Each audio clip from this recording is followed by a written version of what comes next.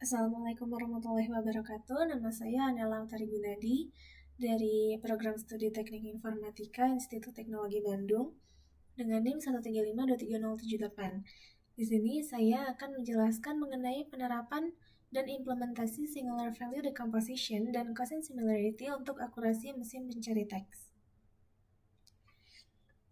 Oke, jadi untuk membuat mesin pencari teks itu terdapat berbagai metode. Nah, di sini saya akan menjelaskan mengenai penerapan Singular Value Decomposition dan Quotient Similarity. Nah, dalam pembuatannya itu, yang pertama kita melakukan TF-IDF atau Term Frequency Inverse Document Frequency. Jadi TF-IDF ini metode yang digunakan untuk memberikan nilai yang lebih besar pada kata-kata yang dianggap lebih relevan atau signifikan dalam sebuah dokumen atau kumpulan dokumen. Nah, di metode ini sendiri dibagi dua cara. Ada TF dan IDF.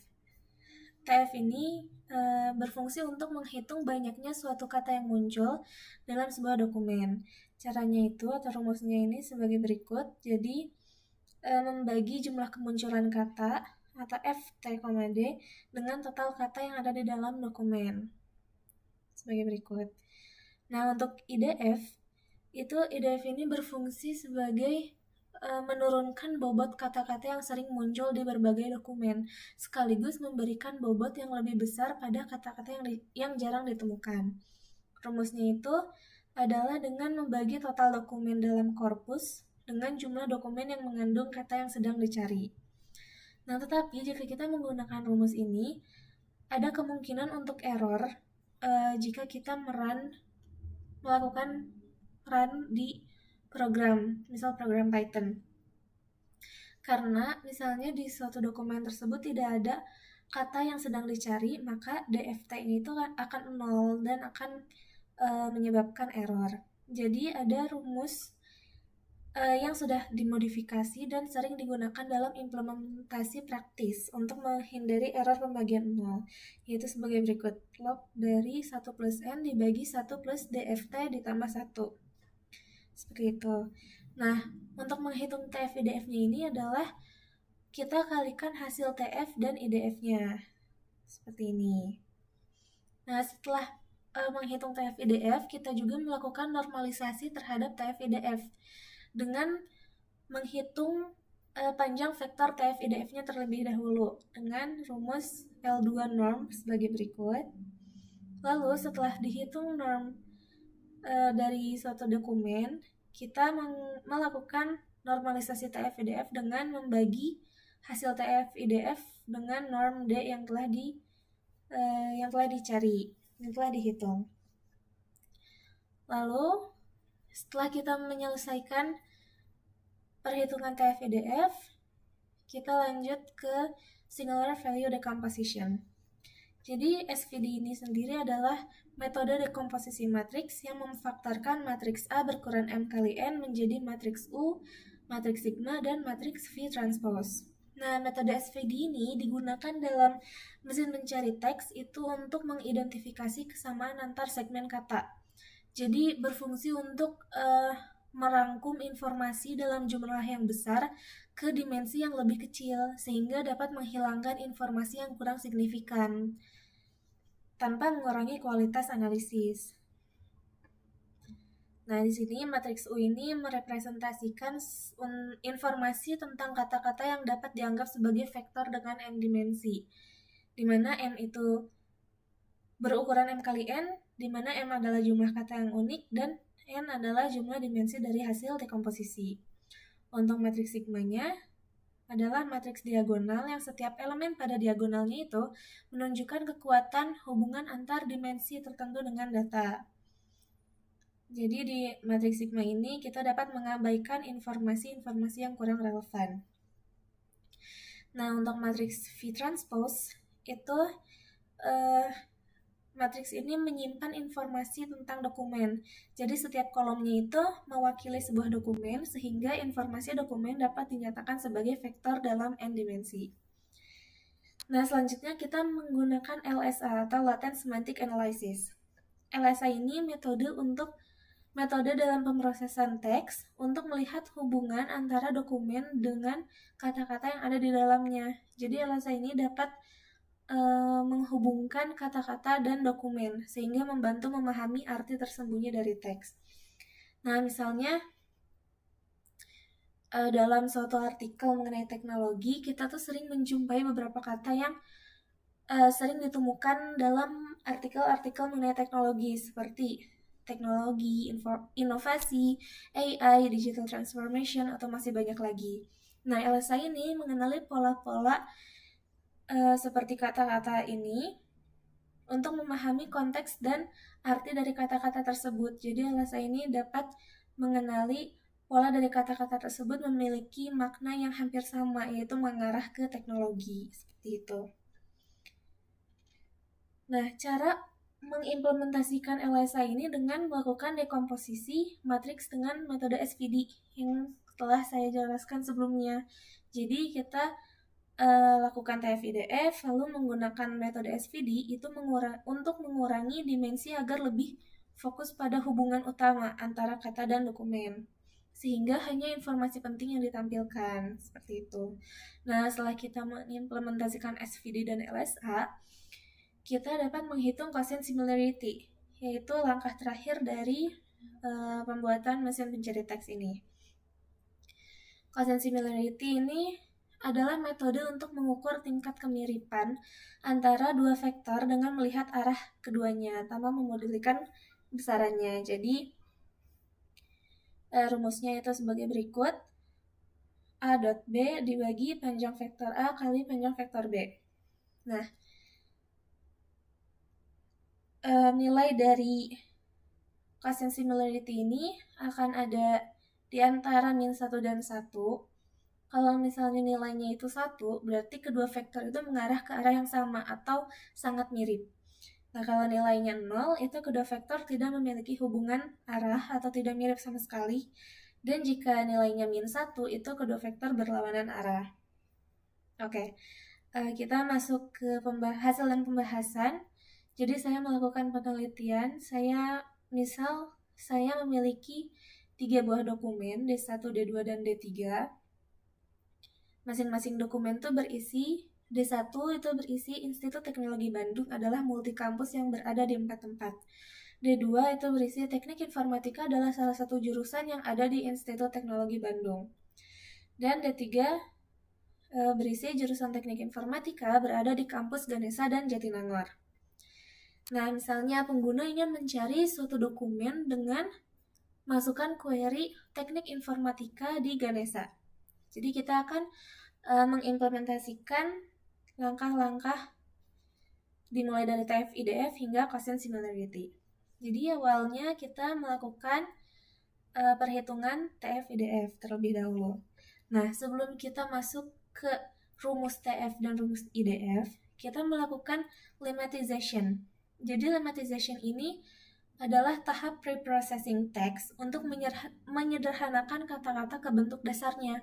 Misalnya kita memiliki berbagai kata dan di kata tersebut memiliki berbagai imbuhan yang sebenarnya kata-kata tersebut memiliki kata dasar yang sama.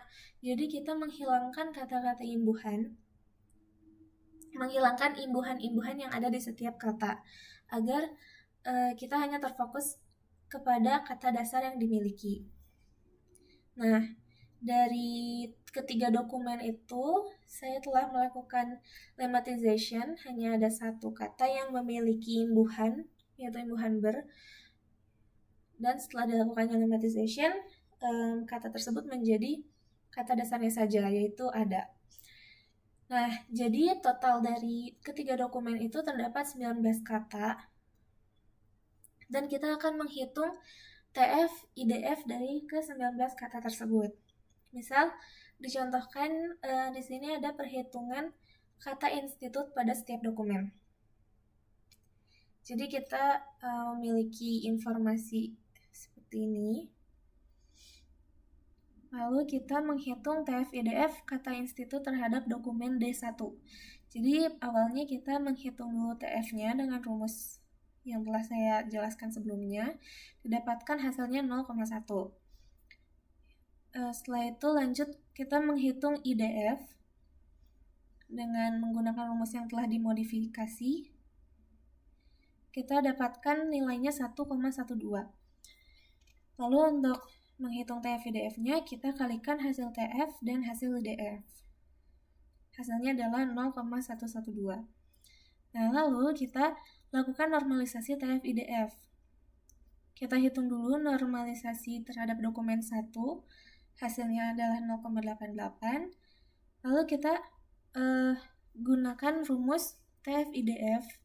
Hasil TF-IDF yang belum dinormalisasi dibagi dengan normalisasi dokumen 1 yang telah kita hitung sebelumnya. Lalu kita dapatkan TF-IDF normalisasinya adalah 0,128. Nah, hasil inilah yang kita simpan ke matriks TF-IDF. Begitupun dengan perhitungan kata institut terhadap dokumen D2 dan terhadap dokumen D3. Nah, di dokumen D3 karena tidak ada kata institut, jadi hasil TF-IDF-nya itu 0.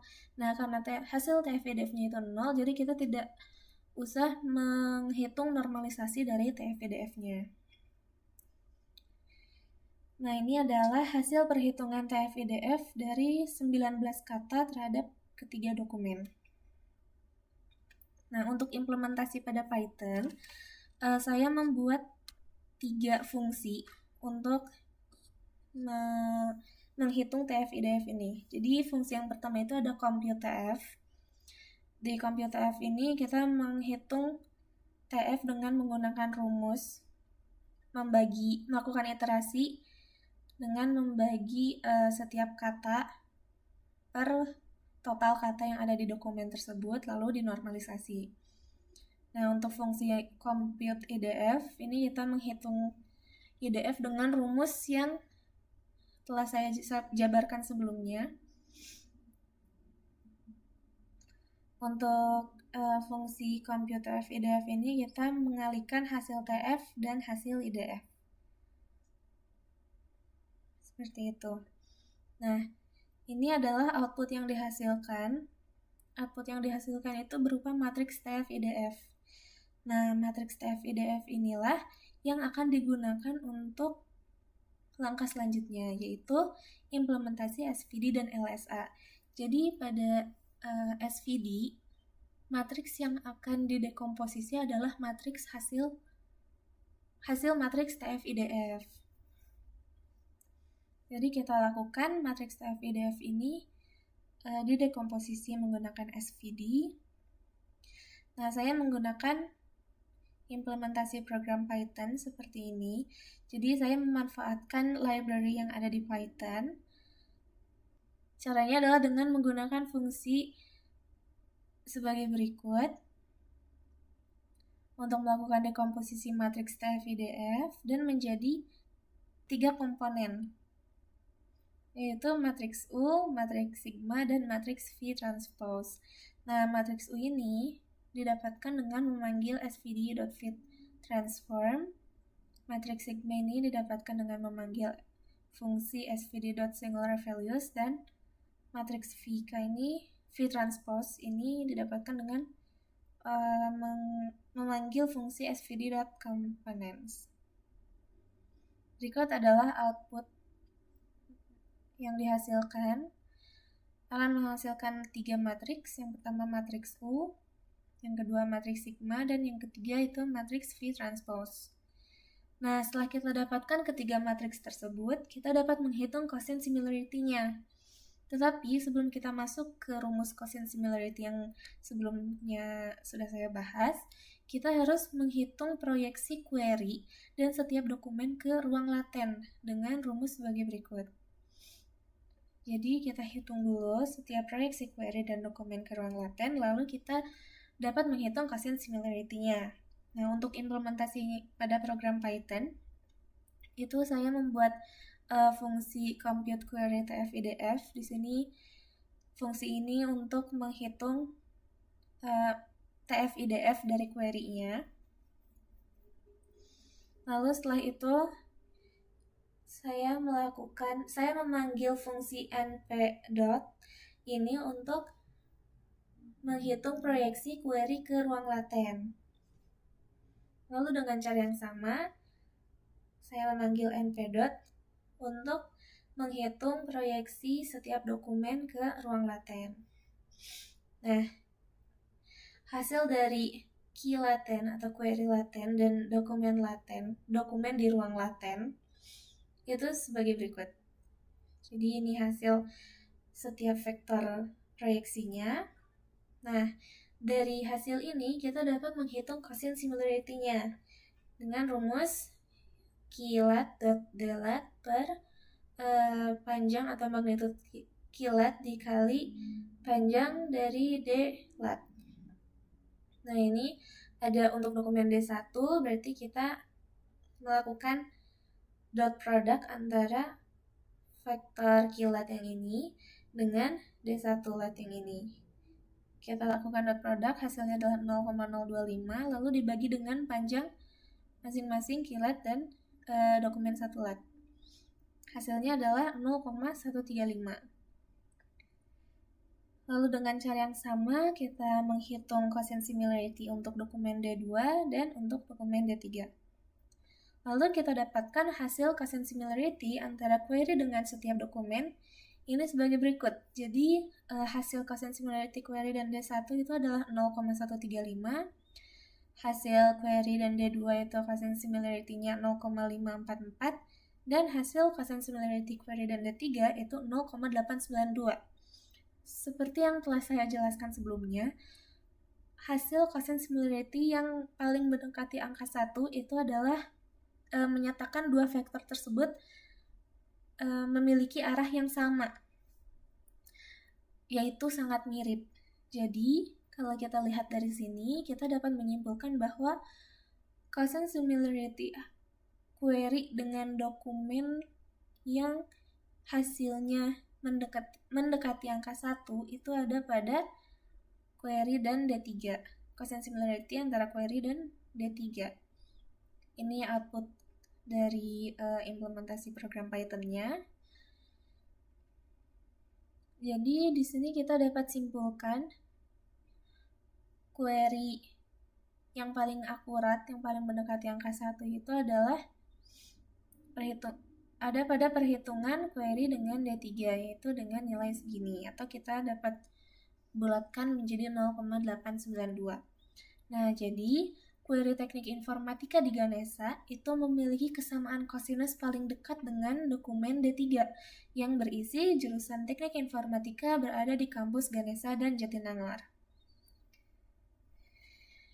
Itu adalah implementasi dan penerapan SVD dan quotient similarity untuk mesin pencari teks.